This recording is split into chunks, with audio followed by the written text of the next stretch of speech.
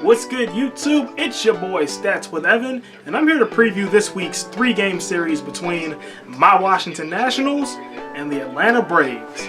Let's get it poppin'. Coming into this week, the Nationals are 56-49, the Braves are 62-44. Washington is second in the NL East, Atlanta is first. There is a 5.5 game difference between the two. In the National League playoff picture, the Nationals are the first wildcard spot, the Braves are the number 2 seed. Now, the Nationals are 29-20 in division play, the Braves are 26-17. In their last series this last weekend, the Nationals lost 2 out of 3 against the Dodgers, the Braves won 2 out of 3 in Philadelphia. Here's what you need to know about the two teams going into this week. This is the 4th of 6 head-to-head series between the Nationals and the Braves. Washington leads the season series 5-4, and the Nats are outscoring the Braves by a count of 57-46. This is the last series of July for both teams. The Nationals are 14-8 in this month, the Braves are 12-9. The Nats are wrapping up a 10-game homestand on which they're currently 4-3 after beating the Rockies 3 out of 4 and then losing to the Dodgers 2 out of 3. The Braves are 2-1 at Nationals Park this season after winning a series last month. Now, the Nationals must win this series to clinch a winning homestand. Okay, now, let's talk starters. On Monday, the Braves are sending out Dallas Keuchel. Keuchel is 3-3 with a .350 ERA. In his last start, he went 6 innings, gave up 3 hits, 2 runs, walked 2, struck out 12, but he took the no decision as the Braves lost to the Royals 5-4. The Nationals are countering with Patrick Corbin. Corbin is 8-5 with a .325 ERA. In his last start, he went 6 innings, gave up 3 hits, no runs, walked 3, struck out 7, and he took the dub as the Nationals beat the Rockies 2-0. On Tuesday, the Braves are sending out Julio Teheran. Teheran is 5-7 with a .342 ERA.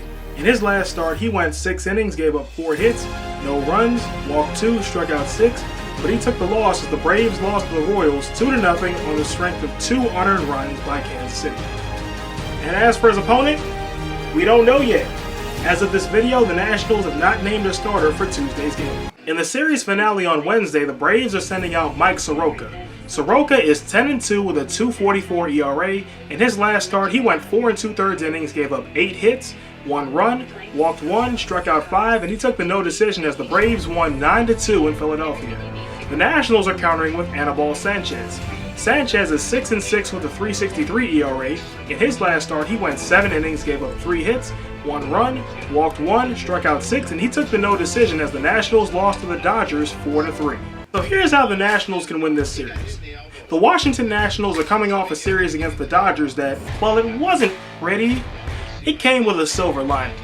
2 Nats starters, Anibal Sanchez and Stephen Strasburg, were able to get through 7 innings, giving the bullpen a much-needed rest.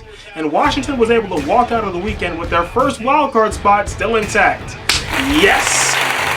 Now they face another pivotal division series against the Atlanta Braves, which could serve as another good chance to gain ground in the division.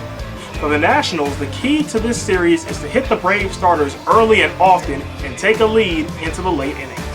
So that was how the Nationals can win this series, but now let's look at how the Braves can win it. The Atlanta Braves just finished up a solid rebound series in Philadelphia, and now they face the Washington Nationals in another chance to break away from the crowd in the NL East. Julio Teheran and Mike Soroka have already seen the Nationals a couple times, and even without Nick Markakis, Atlanta still has an entire lineup that loves to hit Nationals pitching. Add on to that, the Braves get to avoid their nemesis Stephen Strasburg, who is 3-0 against Atlanta this season. They get to avoid him this time around, and Atlanta can win this series by bringing the lumber and out-slugging Washington. So here's my thoughts on the series. First off, let me just say this. This is going to be a good series. Both teams have their own motivations going into this series. The Nationals need a rebound, the Braves need to keep that spark going that they found in Philadelphia. However, neither team has had a very compelling week since they last saw each other. The Nationals are 4-3 in that span, the Braves are 2-3. Both teams are looking to close out the month of July on a good note, and are both going to be looking for pitchers of some variety at the trade deadline. The Nationals are going for bullpen help, the Braves will most likely target some starters. However, there is a telling stat that I have not discussed yet. Since the All-Star break, the Nationals are 9-7, the Braves are 8-7. Both teams have posted similar records, but the Nationals have only lost 1 series in that span, and that was this past weekend against the Dodgers. The Braves have dropped 2. For this reason, I'll say the Nationals win 2 out of 3. So what do y'all think? Who's taking this series? Is it the Nationals or the Braves? Let me know in the comments, and until next time, I'm Stats with Evan, and I hope you have a 100% day. See y'all later.